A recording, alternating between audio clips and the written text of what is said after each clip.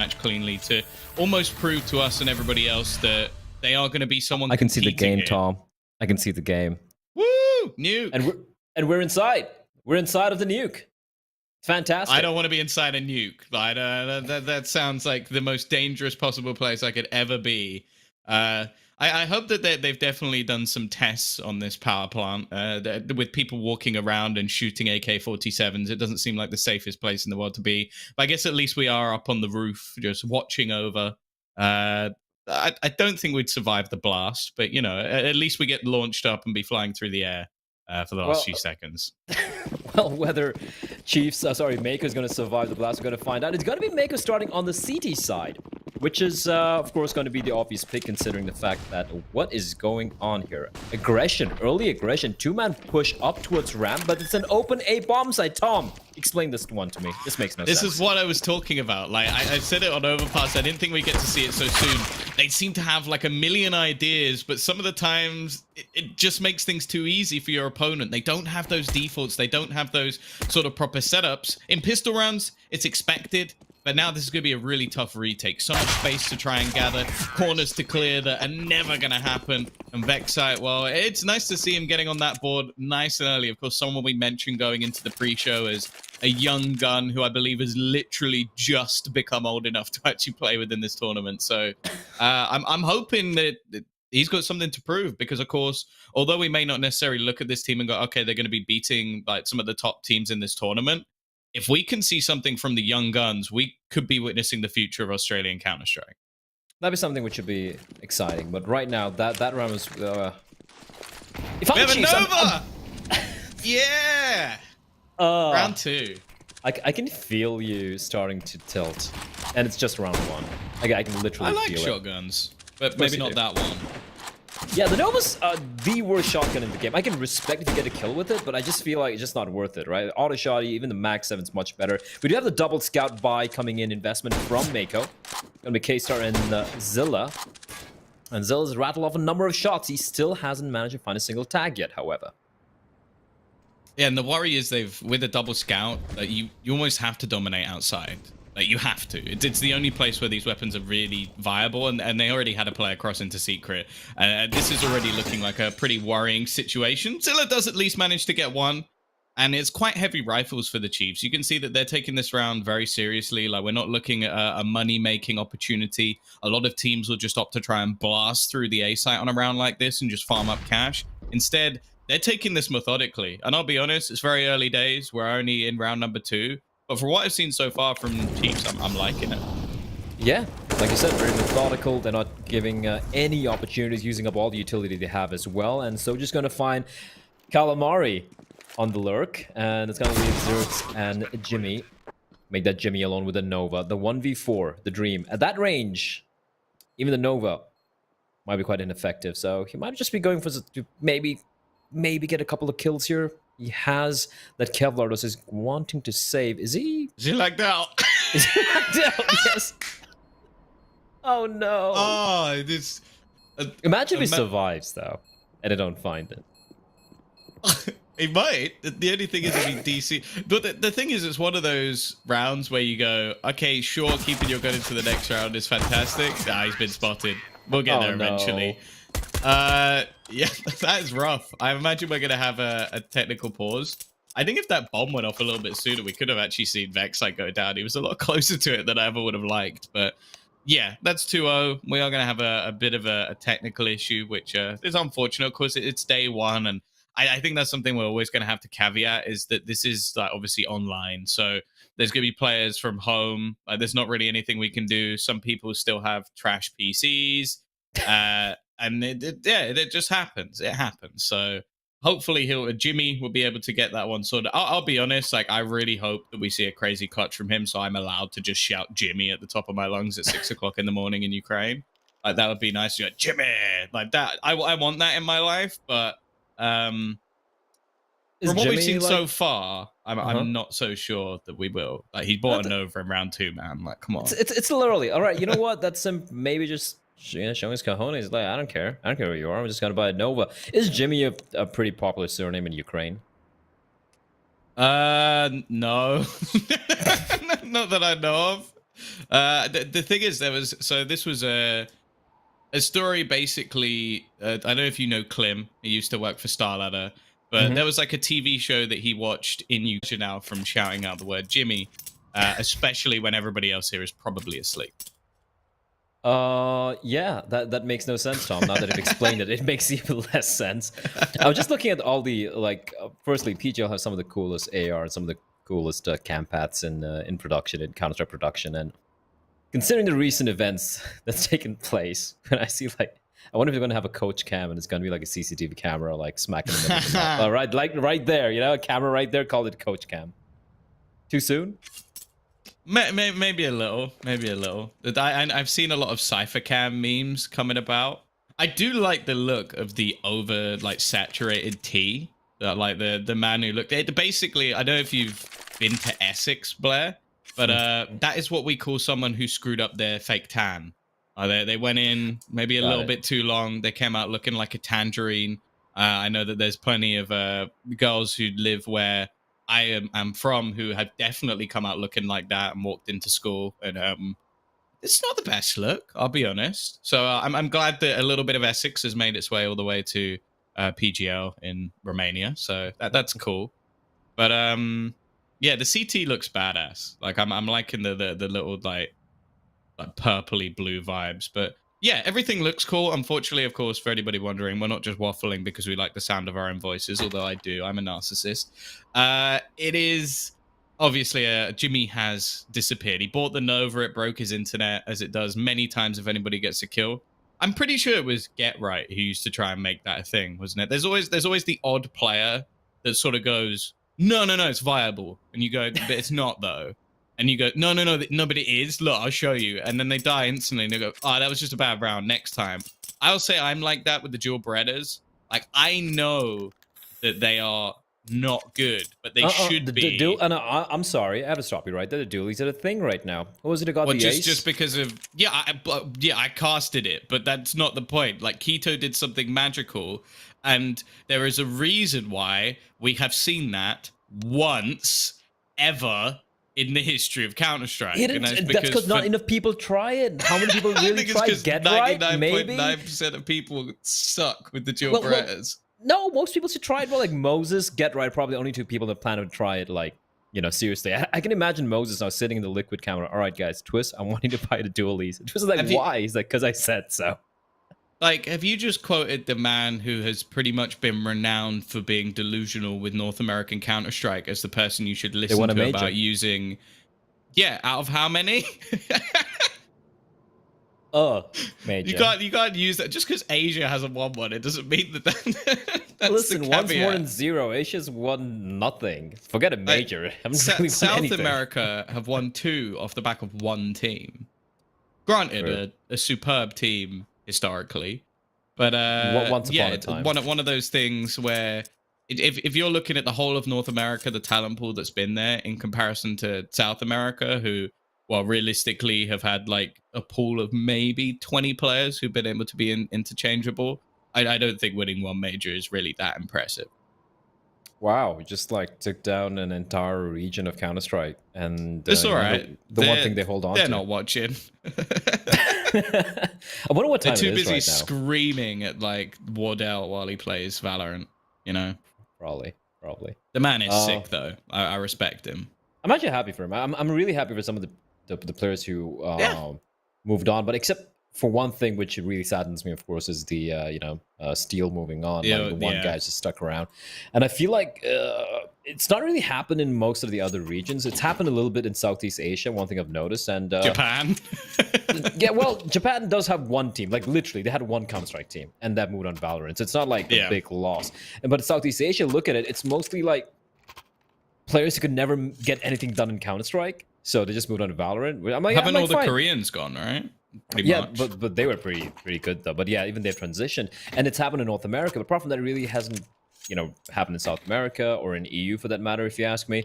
And I feel like this huge drain on the NA talent, I feel it could paint a grim picture for them, at least in the near future. There is an argument to be made that most of these players are just some of these younger players who really haven't been able to break through to the tier 1 NA scene. But at the same time, you don't really have a pool remaining to work with. What if you want to make a roster change? What if you want to build a new lineup? It's going to be pretty rough, I feel, for these guys, at least in for the next few months. I think short term it's going to look bad, but I do wonder if in the long term it could make things a little bit more interesting, because you have people like Moses, for example, tweeting that if you wanted to be a professional Counter-Strike player in North America, now's the best time to do it. Like you're seeing players like Grim get opportunities that maybe he wouldn't necessarily have got if it wasn't for the fact that a lot of players have disappeared and moved on and had found great success, of course. When you have players like Tens, for example, who might have been someone they picked up first. So I think that it's always going to have that sort of silver lining. It's like, for example, with Na'Vi, right? Like Na'Vi had 4-ish other choices before they went for Perfecto. Would they have done any better at the Cologne or the Katowice, sorry, that they won? No. Like that was an insane performance from them. Perfecto fit their roster very well. So it's one of those things where you, like, right now, if you look at it, you're going to go, this is awful. Like, okay, we've just lost a hell of a lot of talent. But at the same time, it just gives someone else the right to grind. And you see players come through in situations where they don't necessarily have opportunities at all. Like you look at, for the likes of Estonia, like Lithuania, the Baltics, where players have managed to make it. In North America, there's far more opportunities than that. So if anything, it might just like sort of, it sounds bad, but get rid of some of the players who didn't want to like necessarily grind out CS and give some young blood who are hungry the chance to get into a decent team. I can actually, I think that's a pretty good way to look at it. And it's even optimistic, like, right? It's optimistic. For me. I know, but it makes sense. And did I just see 5 players on the CD side? I think I did. I think we do have all 5 players in, which is back. They're all back. There are 5 players in the server. I know the UI hasn't updated, but that should hopefully be taken care of, and we shall hopefully be resuming with the game in the next couple of seconds here. Woo! It's actually happening. Yeah. I do like I like when players like take a very like happy photo. It looks like they want to be here. Whereas Vexite looks like he's come in and just like, bro, I'm finally allowed to play. Get ready. Like he looks like this is game face. Like this is you look at Apoc Dud and you're like, he's chilling. He's having a good time. He gets to play some Counter-Strike with his friends. Whereas Vexite's like, you didn't allow me to play for a year. You will be punished. That's the face I'm seeing. I like that. I like that attitude. I like to see some people get completely stomped. And imagine like he just drops. He's also top fragging. I know it's just been 2 rounds. It's only been 2 rounds. But, hey, 2 kills a round. Ain't bad. That's not bad at all. Stats. But here we go. It's gonna be a full leaker coming up from Mako. There's gonna be just USBs all around, and it'll be. This I'm not a big fan of. Usually, when you just have the USBs, you want to stack up together. Try and maximize your chances of making something work. And Zerts just falls straight to his death with Zilla from behind, trying to catch Vexite off guard. But Vexite, he's ready. He's ready, Tom.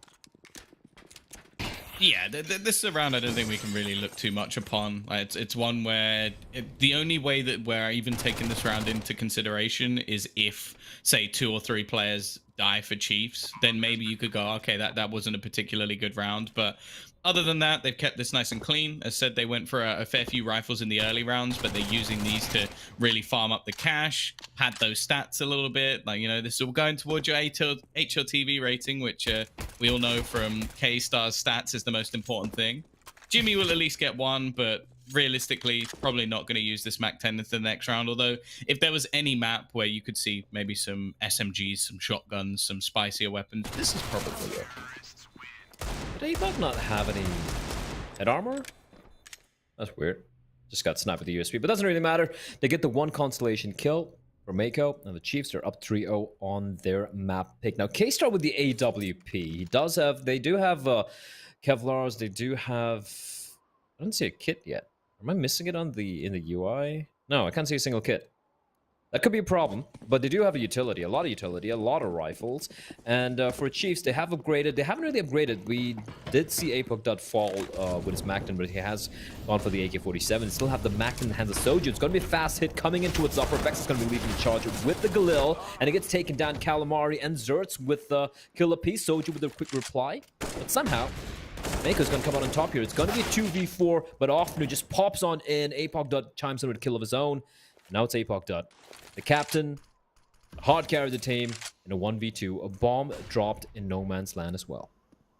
It's got a lot of time, and actually he's going to be handed a duel, but luckily Jimmy, back in the server and not with a Nova, is going to be able to convert their first round. The thing is, though, I think you agree, Blair, that's the almost default standard fourth round push from Chiefs. Like, that's the one of, okay, let's test if there's going to be any resistance at all and just go running straight into the A site. If we win the round, it's a bonus. If we don't, at least as long as we get some kills, it's absolutely fine. So this is where I think there's going to be a proper test now for the side of Mako. Like, but before, all we've really witnessed them is shut down the most basic of rounds. Yeah, but I still feel like they could have done a little bit more there. Like the player right outside of HUD, he was completely like not blinded at all. 2 free kills for him, so maybe a little bit more. Ooh, kind of scary, but Zeth, he has an inkling, spots a shoulder out from K-Star, and K-Star's just gonna be falling on back. They haven't been able to retrieve the AWP for the side of Mako. Forcing K-Star to use his M4 here to hold on to the secret, the back fence area.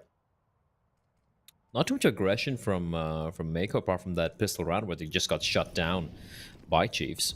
And like you said, Tom, round number 4 was them just trying to like push a luck, see how far they could just kind of manhandle Mako. And now they're giving them a little bit more respect. However, K-Star's position here, this is interesting. He's allowed a couple of players through. I'm sure he spotted at least one of them cross on over. But he's not really making a play. But look at the rotation. The 3 CTs pushing in from radio, and now they've lost the bomb site though, but this is just wild. Yeah, they've got a good chance in this retake just because of the positions they have. I think K-Star staying alive is going to be very important just to stop them getting out of this site. They've only been allowed towards that sort of glass side of things, and other than that, it's a bit of an awkward position to try and hold from. And there is K-Star. He pounced at the perfect moment. He's got Callum alongside him. I refuse to say the rest of that name. And Vexite trying to hold from this back corner isn't going to stand a chance. Really nice retake from Mako. Positioning was vital. And although I was a little bit worried with how much space K-Star gave to them initially, the fact that it seemed to be part of the plan with the rotation, it actually looked pretty good.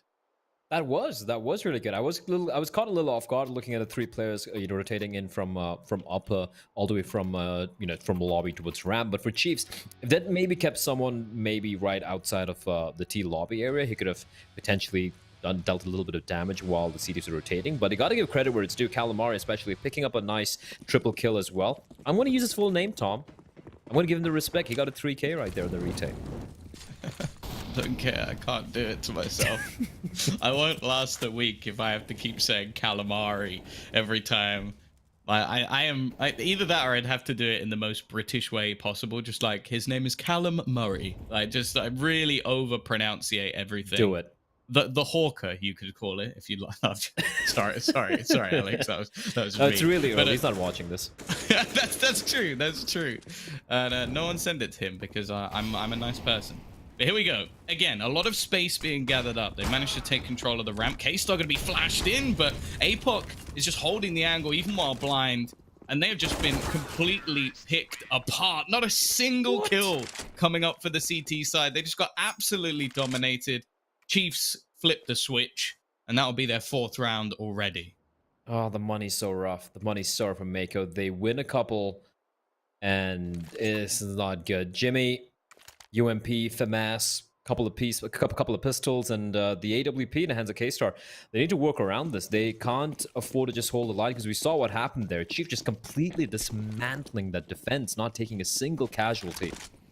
Now K-Star with the AWP, going to be looking to take the fight towards outer. Going to be spotting on top of old Red Rock, while his teammates would be looking to push up a little bit closer. But Zeph, on top of the box, on top of the smoke, trying to spot something out. So far, nothing yet. And I like this approach from Chiefs, right? They have the usual defaults. They take it a little bit slow, but when they need to pounce, they pounce almost, it feels like simultaneously all over the map. And I think this is something we touched upon earlier on the desk as well. Is the fact that man for man, just pure skill and like individual skill wise, Chiefs are the better team. Forget everything else. Forget about the tactics, the strategies, the fact that they have a veteran like Yaman who is sitting behind them as the coach. Forgetting all of that, they are the better players, right? To put it very, very bluntly.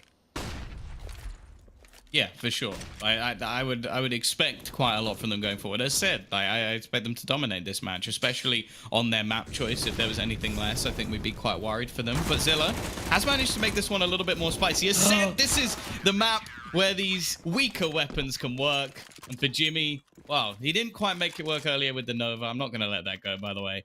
But he does make it work with the UMP. And that's the thing. Like this is the one map where I feel like anti-ecos are probably the undoing of a hell of a lot of teams, be it around the world. Like this is, we're not just looking at Australia when we talk about that. So the fact that they've managed to make this work, good sign. They're going to build back up their economy. For the T side as well, this is actually crunch time because they're even dropping down to a couple of Galils in this round. If they lose this one, well, they may have just given the Mako Sharks a way back into this.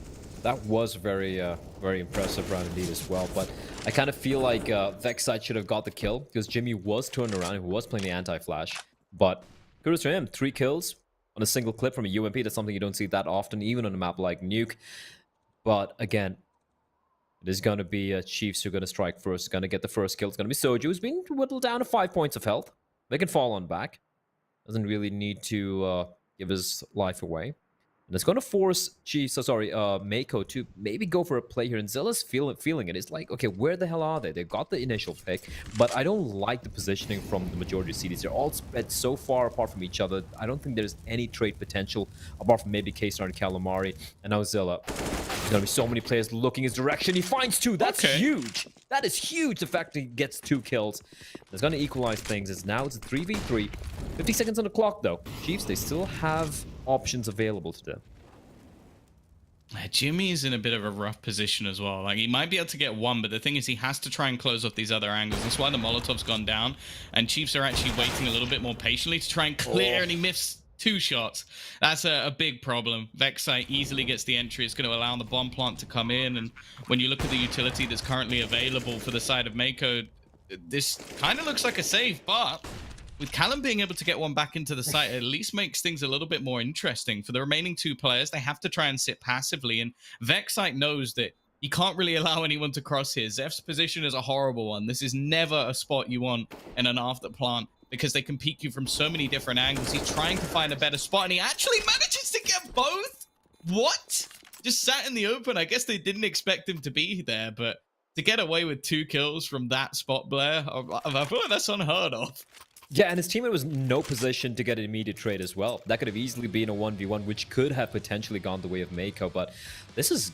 Oh, they lined up for him, the perfection on that. But Zeph, man, guy's being quite a beast indeed. Calamari getting killed through the smoke, but Zeph with a perfect transfer. And with that, they have once more almost broken the economy of Mako. Down to, again, 2 pistols and 3 rifles, no AWP this time around. They made it work earlier. I'm going to count him out yet. K-Star hugging the red box outside, but this time he gets nothing done. He does whittle down Zeph to 15 points of health, but Calamari with a quick double, leaving it all in the hands of Jimmy. 1v2. Look at how low Zeph is. 1 bullet from that CZ, and now from this M4 could seal the deal, and it should come down to, or could potentially come down to 1v1 between APOC and Jimmy, and I love the rotation from Jimmy here. Wasting no time, heading straight towards the lower bomb site. There's a bomb just getting planted. If he gets a kill here, it could be huge. And initially, it was a fairly aggressive stance from APOC, just holding the angle. But I think they've realized here, with an open plant, 1 player left, the best thing for them to do here is just play the time. Like, just wait for any sort of tap onto that bomb.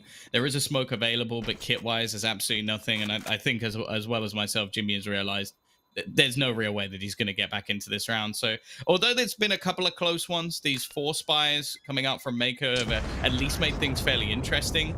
We are still looking at 6 rounds on this T side, Blair. Oh, yeah, indeed. And should be a 7 here, because I don't see Mako really buying in. Their money has finally been broken. And Jimmy, yeah, he's got that M4 saved. He's going to be dropping his CZ over towards K-Star. But I would not want to see any full investment or even like any pistol investment coming in. Their money is looking quite barren right now. And even the previous round, like you pointed out, he didn't have a kit. Or else maybe, yeah, he could have potentially gone for it. Smoke off the bomb, tap it, use a flashbang, something, just try his luck.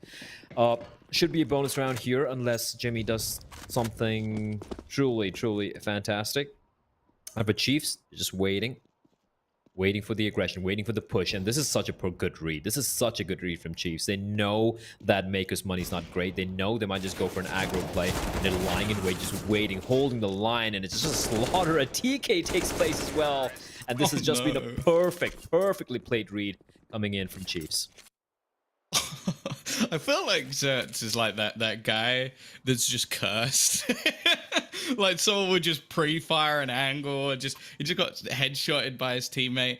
And it's something we've sort of mentioned like within this squad, that obviously we don't expect him to be the one fragging a lot of the time, but he is getting wrecked. Like, be it some of the early aggressive plays he tries to make, it's not been going particularly well. I do question whether or not they need to try and make a change, but realistically, they're just getting out fragged. Like, it's not anything crazy from the Chiefs. They've been able to gather up a lot of map control. I think that's something on Nuke that you can't really allow too much of. Like, we've seen them now push outside without really much contention. We've seen them take ramp, not really struggled too hard. It's actually only really been these pushes into the A site that have kind of sucked. Like, they've had some problems with them, and they're going to go for it again. So Zert's not in the worst position here, but it's the same result. I kind of feel like that smoke was just his undoing. Like, Callum just finds one. The moment he saw the smoke, they're like, yeah, I'm just going to walk out. Just completely destroy Zertz. And you got to say, yeah, he's just been having a rough time, hasn't he? And Chiefs, this round's done. And I don't really see Mako really going for this one. It's not really worth it. You have this 2 M4s. Sure, you've lost one rifle, but the other one was just the MP9, so might as well just lick your wounds, save your guns, and that's exactly what they're going to be doing here.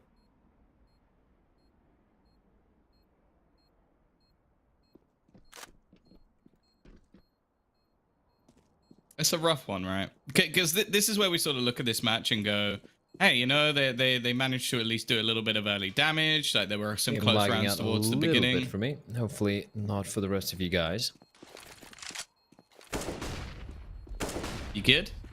And we're back. There we go. It lied a little bit for me, so it's completely disappeared. I am now doesn't get the kill though, but his teammate might just get the trade. Of the stream. Interestingly, it was actually something we saw. They do get to 8 just rounds, tweeted, I think, from Ricky. So it's nice to know that Blair's actually coming under the same sort of problems. He tweeted if the wind blows, they seem to have the right a little bit of wind. Bye internet. Over 30 degrees, you say, goodbye power. So I think that might be something that Blair's suffering. Maybe the wind in India is blowing a little bit tough.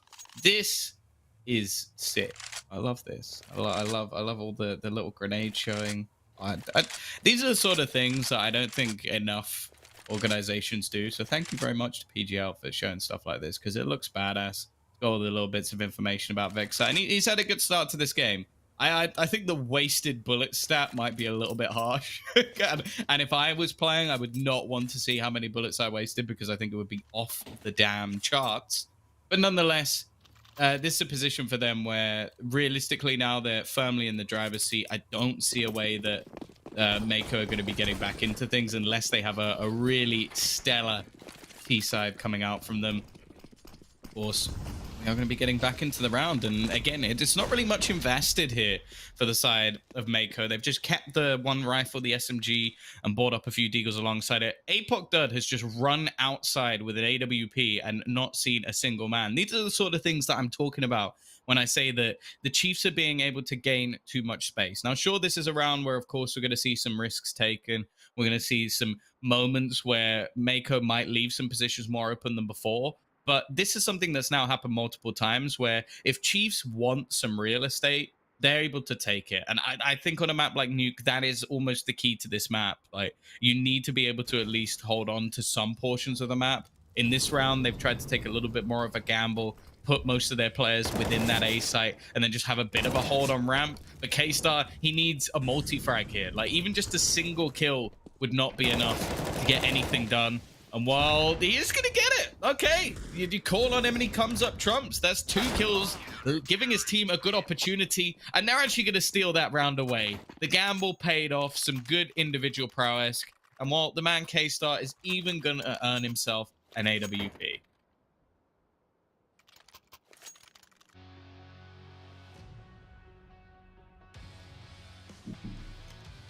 Obviously, we are still waiting for Mr. Blair to return, having a few problems with his TeamSpeak. It seems like we have been plagued in this first map, but I'm going to do my damnedest to keep this one going. So don't worry. Hopefully I won't drop out as well. That would be funny if my Ukrainian internet just dies. But I will say the Ukrainians have done very well at making fantastic internet. So not to jinx it. Soju though, he's just walked out. His teammate's got to be so mad. Like, how's he managed to just walk out of hut?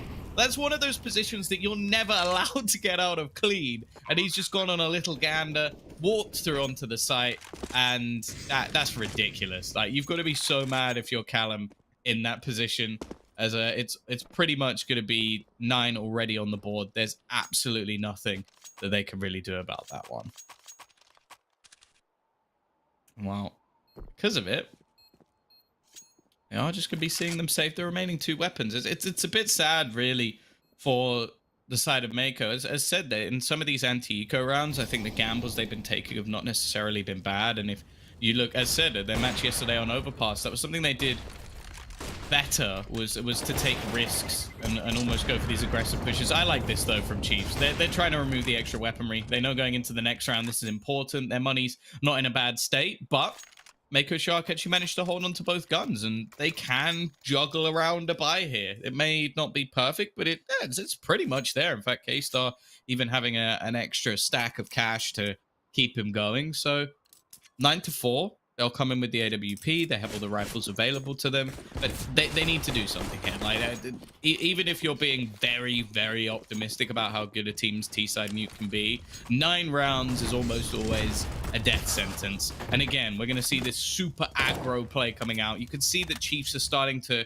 almost take some, I don't want to say unnecessary risks, because a lot of the time they're working. As said, they walked out hot last round and got away with it, but they're being able to get away with too much. Zeph, again, he's just walked out onto ramp. They have the Molotov for the cross, and that gives them full control. They can just waltz on towards this B site, and there's going to be no one here to really stop them. They have this fast flank again, and a nice shot from Callum could actually be the difference maker. They did this in the past. The difference, however, was the fact that K-Star was in the backlines. He was able to hold on. He was able to stop them from gaining map control. Instead, in this situation, they've gained a lot, and Zeph, he's trying to be a little bit spicy here. There are 4 men on the other side of the smoke. He's going to lurk behind it, even push the edge of it, and he's going to get absolutely nothing. The patience of the CT side give them the extra kill, but they've only got 15 seconds to play with. Somebody needs to start getting on that defuse. Vexite, he's only going to be good for 1, but Soju, they line up the headshot onto Callum. He now seems to take the curse, and they need to get on this defusal. I think it's already done. He's going to get the final kill anyway. The 2v4 to hold on to the round.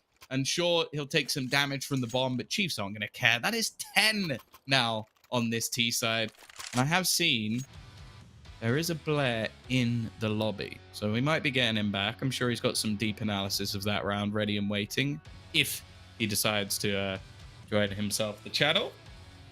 But for now, at least, you still have to listen to me waffling away. But yeah, Chiefs, this is what I wanted to see from them. I know that if you're a Mako fan, you're going to sit there going, like, why is this guy, like, wanting the Chiefs to come out and dominate? But it's because I want to see them compete in this tournament. I want to see this organization rise back back to a point where they are challenging even at big events, like when LANs come around. So it's a good sign to see them being able to dominate a team in this fashion and have these sort of individual plays, have these risky pushes that can pay off.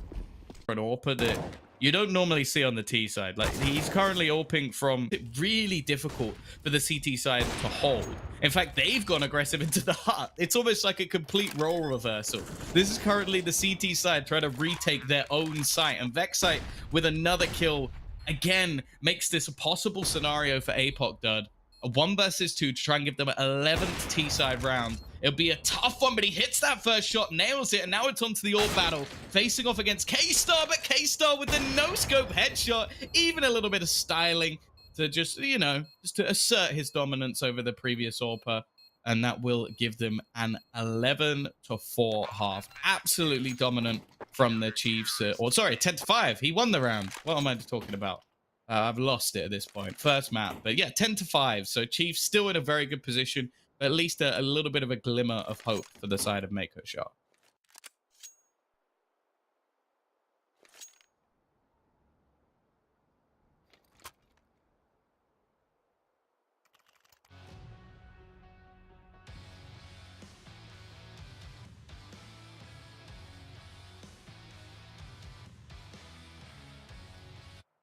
That was a sick shot. We didn't actually get to see it from his POV initially, but the replay, that was a little bit dirty. I like it. 10-5. Now we get to see the CT side of Chiefs, and whether or not there is a little bit more from Mako. Now, yesterday on Overpass, their T side was definitely the more impressive when they played in ESEA. So realistically, I think this is where Zertz gets to maybe play a little bit more with the squad, let his experience take over, and sort of lead some of these young guns into battle. And he seemed to do a good job of it. So I have some faith that they could at least get a few rounds on their T side. They need to solve the pistol, and Ofnu not going to give them the chance. Already wiping out one. He's got Vexite on the site, and APOC done alongside him. An easy pistol round for the side of Chiefs. 11-5 up.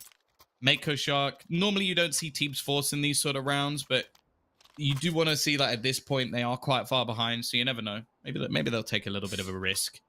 But realistically, you want to see them save for the AKs. You want to see them wait to get that investment in. And it probably means that this round is maybe just an attempted cheese strategy. Like a cheesy strategy for me would be like a vent dive. Try and get yourself a bomb plant. Make that extra $800 per player. And, well, it seemed like it might have been the plan. Unfortunately, fire versus unarmed terrorists is not the best of plays. The push could have come through. Nice shot from Callum. There is the vent dive. So, you know, they got themselves that potential of a bomb plant. The rotation is so fast from Soju. What?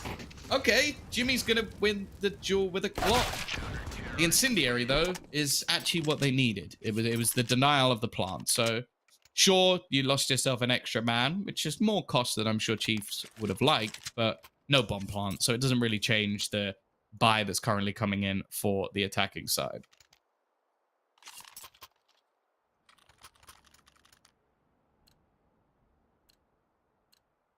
The rest of the players have, well, either rifles or a scout.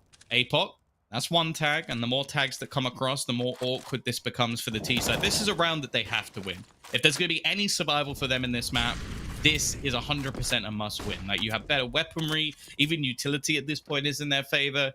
You can't even look at anything that the Chiefs have other than maybe the personnel holding the weapons and say that they should have any chance in this round.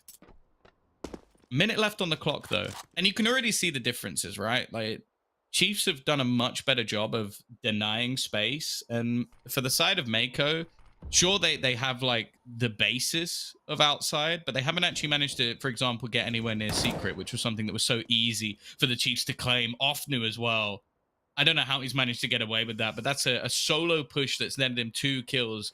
The plays that, again, we didn't really see on the opposing side, and it's now left with 30 seconds left and barely any ground gained. Like, they are just starting to challenge for the ramp. They have no presence towards this A site whatsoever. I'm just going to have to try and dry push in. The flashbang leaves actually Jimmy more blind than Soju, but he still gets the entry, and nice kills coming up for the T side. They might have just salvaged this one.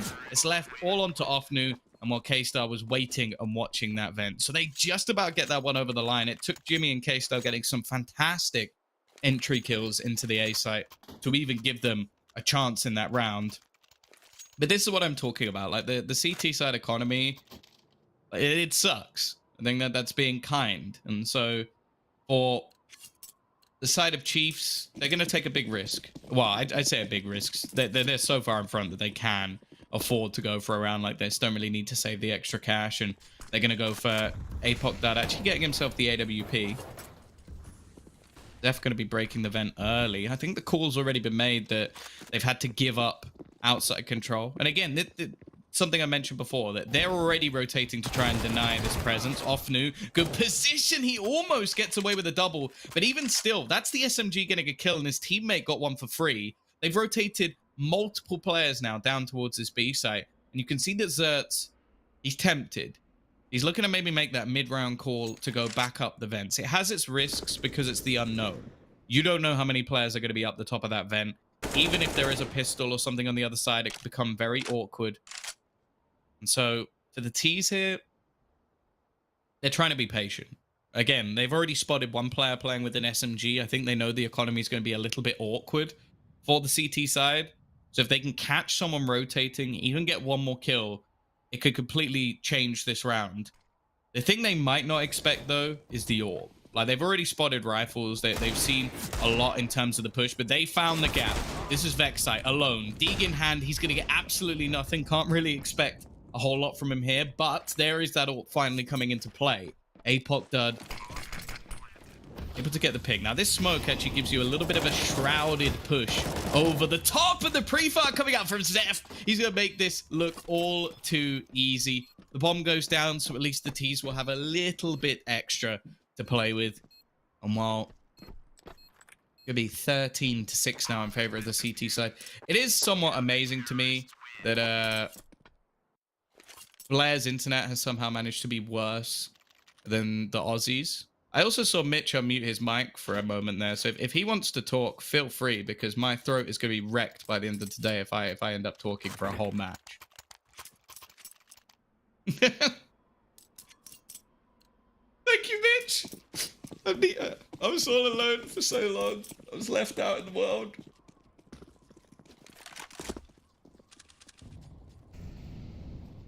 Yeah, screw you, Jim. You didn't come to save me.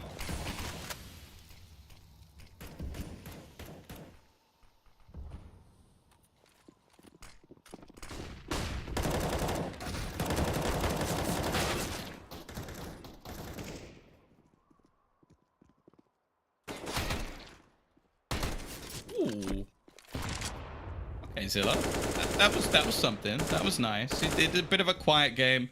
As said, this is, well, I guess this is what I wanted to see. I'm sure there's some Mako fans out there who are like, I hate you, Caster. Like, why do you want to see my friends, my team lose? But it's a good sign from Chiefs. As I said, we haven't really seen them play too much as a full 5. Vexite, 22-12. Like, very young prospect from Australia. So to see him come into his first match, like feeling himself, feeling confident, taking some like more risky, aggressive pushes.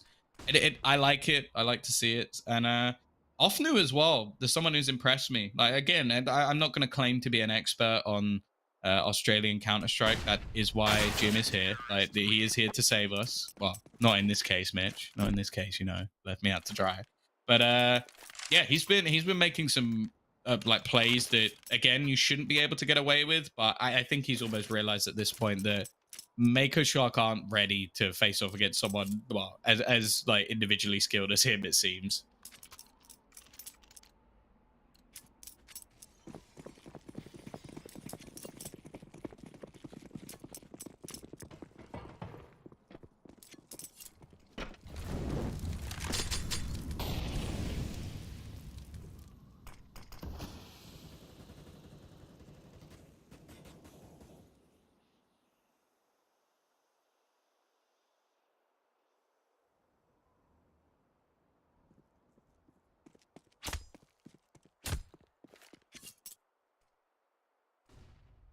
Yeah.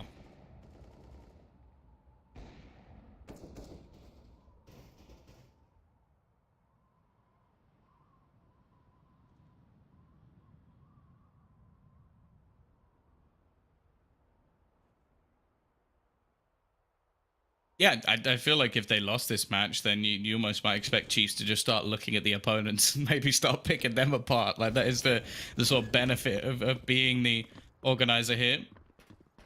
But here we go, 14-6. The T's have managed to get themselves onto the B side with little to no contention at all.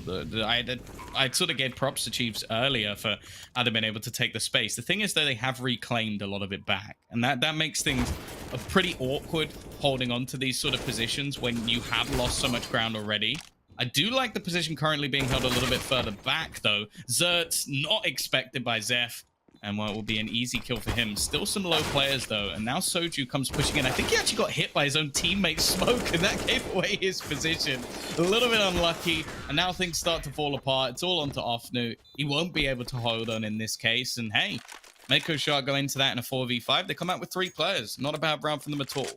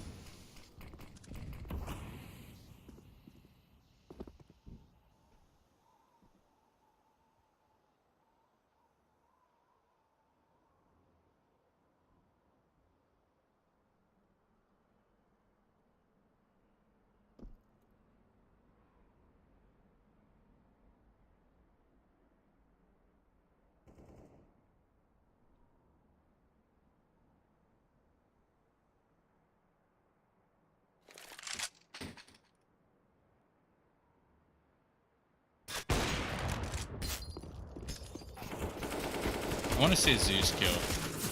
I feel like I'm almost just BMing Mako at this point, but I want to see a Zeus kill. It wouldn't matter who had the Zeus. I know it's something that if you ever see Dust, like if you're watching Dust cast, make sure to ask him to make the Zeus sound, because that's a talent that Dust Murat has. I don't know if you knew this, Mitch, but he can make an accurate Zeus sound, like the sound of the man squealing from Counter-Strike. It doesn't sound like a compliment, but it is. That is his impression. He can make a very good squealing man sound. Yeah. No, I didn't Zeus him. Like, I didn't come out with a taser in the studio, but look, he squeals. Like, no, he...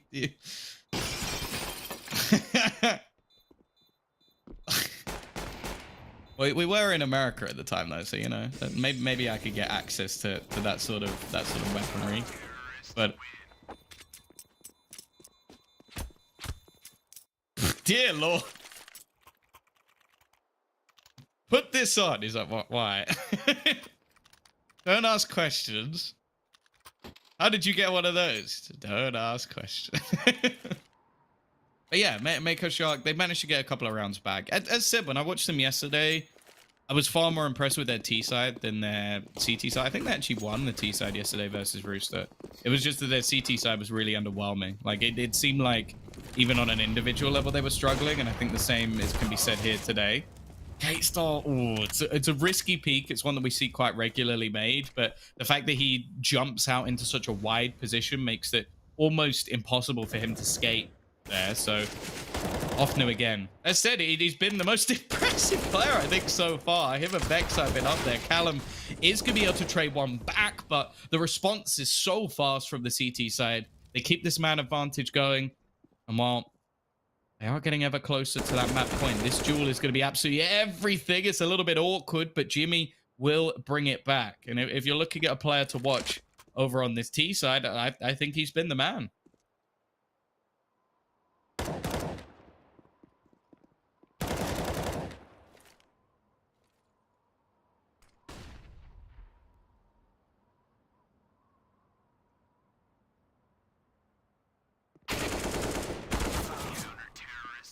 Ooh. Alfnu has to wide peak angles, so like, he couldn't just shoulder peek that one. that was really unlucky with the timing. It looked like he was going to peek into that at the perfect moment. This is it though. Map point, as we sort of expected, Chiefs still looking good. Like, there've been a few rounds that have been a little bit more dicey, and I do have to say, I think if this was against maybe a slightly more structured team, a lot of the pushes, a lot of the risks they're taking would likely be punished. I don't think you could get away with anywhere near this much, but I think that's always a sign of a good team, is like knowing your opponent.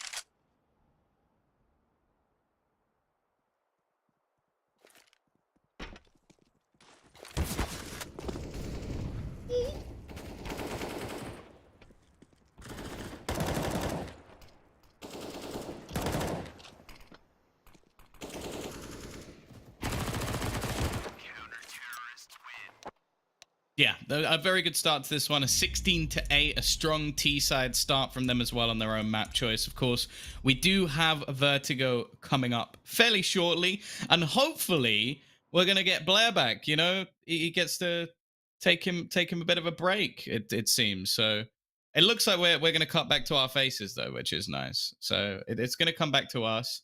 I imagine after that, we are going to take a little bit of time to try and make sure that